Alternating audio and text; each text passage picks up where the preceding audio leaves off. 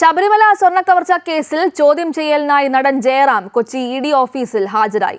ദ്വാരപാലക പാളികൾ ചെന്നൈയിലെ വീട്ടിലെത്തിച്ച് പൂജിച്ചതിലും ഉണ്ണികൃഷ്ണൻ പോറ്റിയുമായുള്ള ഇടപാടുകളിലും വ്യക്തത തേടും. ശബരിമല സ്വർണ്ണക്കൊള്ളയുമായി ബന്ധപ്പെട്ട അറിയാവുന്ന കാര്യങ്ങൾ കോടതിയോടും ഉദ്യോഗസ്ഥരോടും പറയുമെന്നും ജയറാം പറഞ്ഞു. തട്ടിപ്പ് നടന്നിട്ടുണ്ടെങ്കിൽ അതിൽ സത്യം 100% വെളിച്ചത്തു കൊണ്ടുവരണം. കേരളത്തിൽ അങ്ങോളം ഇങ്ങോളമുള്ള ക്ഷേത്രങ്ങളിൽ പല പരിപാടികളിൽ ആദ്യം ക്ഷണിക്കുന്നത് തന്നെയാണ്.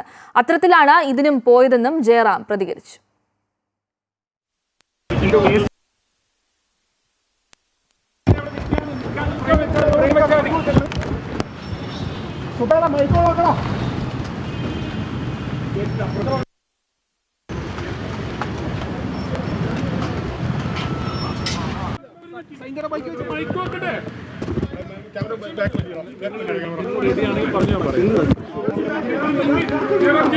സംസാരിക്കില്ല.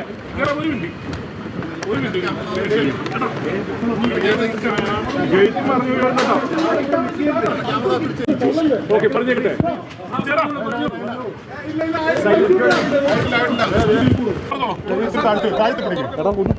കൈ ഒടിഞ്ഞു കൂടാ. ശബരിമല എന്ന് പറയുന്നത് മലയാളികളെ സംബന്ധിച്ചിടത്തോളം അതൊരു പ്രത്യേക വികാരമാണ്. എത്രയോ ക്ഷേത്രങ്ങൾ നമുക്കുണ്ടെങ്കിലും ശബരിമല എന്ന് പറയുന്നത് ഓരോ ഭാരതീയനെ സംബന്ധിച്ചിടത്തോളം ജാതി മത ഭേദമന്യേ പുണ്യ സ്ഥലമാണ്. അപ്പൊ അവിടെ ഇത്തരം സ്കാം എന്തെങ്കിലും നടന്നിട്ടുണ്ടെങ്കിൽ അത് 100% വെളിച്ചത്ത് കൊണ്ടുവരികയും അതിനകത്ത് ബന്ധപ്പെട്ടുള്ളവരെയും ഓരോ മലയാളിയും.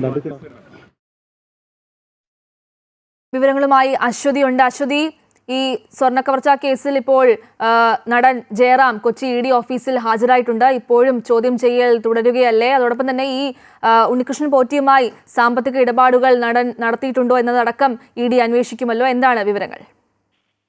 ഗോപിക, ഈ ഉണ്ണികൃഷ്ണൻ പോറ്റിയും നടൻ ജയറാമുമായി ഏതെങ്കിലും തരത്തിലുള്ള സാമ്പത്തിക ഇടപാടുകൾ ഉണ്ടായിട്ടുണ്ടോ എന്നാണ് പ്രധാനമായും ഇഡി അന്വേഷിക്കുന്നത്. ശബരിമല വാതിൽപ്പാളികൾ ജയറാമിന്റെ വസതിയിൽ എത്തിക്കുകയും പൂജ നടത്തുകയും ഒക്കെ ചെയ്തിരുന്നു. ആ സമയങ്ങളിലൊക്കെ ജയറാമിൽ നിന്ന് ഏതെങ്കിലും തരത്തിലുള്ള പണം ഉണ്ണികൃഷ്ണൻ പോറ്റി സമാഹരിച്ചിട്ടുണ്ടോ, അത്തരത്തിൽ ഇടപാടുകൾ ഉണ്ടായിട്ടുണ്ടോ എന്നതാണ് പ്രധാനമായും എൻഫോഴ്സ്മെന്റ് ഡയറക്ടറേറ്റ് അന്വേഷിക്കുന്നത്. ഇത് സംബന്ധിച്ച ചോദ്യങ്ങളായിരിക്കും ഇന്ന് പ്രധാനമായിട്ടും ഉണ്ടാവുക.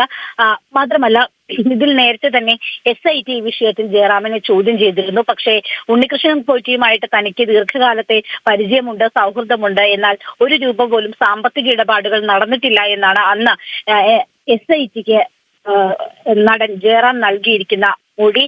ഇന്ന് എൻഫോഴ്സ്മെന്റ് ഡയറക്ടറേറ്റ് ഓഫീസിലേക്ക് കടക്കുന്നതിന് മുൻപ് തന്നെ ജയറാം മാധ്യമങ്ങളോട് സംസാരിച്ചിരുന്നു. അറിയാവുന്ന കാര്യങ്ങൾ കോടതിയോടും ഉദ്യോഗസ്ഥരോടും പറയും എന്നായിരുന്നു ജയറാമിന്റെ പ്രതികരണം.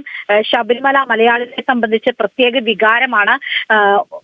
ശബരിമല ഓരോ ഭാരതീയനെയും സംബന്ധിച്ച് പുണ്യസ്ഥലമാണ്. ഇത്തരം തട്ടിപ്പുകൾ നടന്നിട്ടുണ്ടെങ്കിൽ അത് 100% വെളിച്ചത്ത് കൊണ്ടുവരണം. അതിൽ ബന്ധപ്പെട്ടിട്ടുള്ളവരെ വെളിച്ചത്ത് കൊണ്ടുവരാൻ ഓരോ മലയാളികൾക്കും ബാധ്യതയുണ്ട്. അതിൽ ആ മലയാളികളുടെ കൂട്ടത്തിൽപ്പെട്ട ആളാണ് ഞാൻ.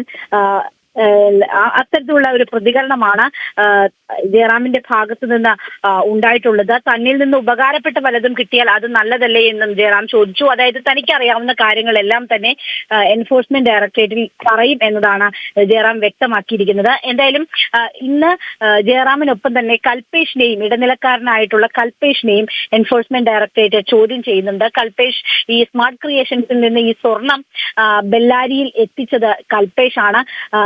ഇത് ഉണ്ണികൃഷ്ണൻ പോറ്റിയിൽ നിന്നാണ് ഇത്തരത്തിലുള്ള വിവരങ്ങൾ കിട്ടിയത്. ഇയാളെയും നേരത്തെ തന്നെ SIT ചോദ്യം ചെയ്തിരുന്നു. എന്തായാലും കൽപേഷും ഇന്ന് എത്തിയിട്ടുണ്ട്.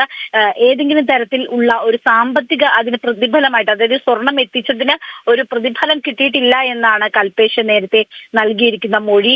ആ മൊഴിയിൽ തന്നെ ഉറച്ചു നിൽക്കുകയാണോ? മാത്രമല്ല, ഇതുമായി ബന്ധപ്പെട്ട് ഇടനില നിന്നതുകൊണ്ട് തന്നെ, ഈ സ്വർണം എത്തിച്ച ആൾ എന്നതുകൊണ്ട് തന്നെ കൂടുതൽ വിവരങ്ങൾ, ഇതിന്റെ സാമ്പത്തിക ഇടപാടുകളുമായി ബന്ധപ്പെട്ട വിവരങ്ങൾ, സ്വർണത്തിന്റെ വിശദാംശങ്ങൾ, ഇതെല്ലാം തന്നെ കൽപേഷിൽ നിന്ന് ലഭ്യമാകുമെന്നതാണ് എൻഫോഴ്സ്മെന്റ് ഡയറക്ടറേറ്റ് കണക്ക് കൂട്ടുന്നത്. എന്തായാലും ഇന്ന് കൽപേഷിന്റെയും ചോദ്യം ചെയ്യൽ നടക്കുകയാണ്. ആദ്യം കൽപേഷാണ് എത്തിയത്. ഉച്ചയോട് അടുത്താണ് ജയറാം എത്തിയിട്ടുള്ളത്.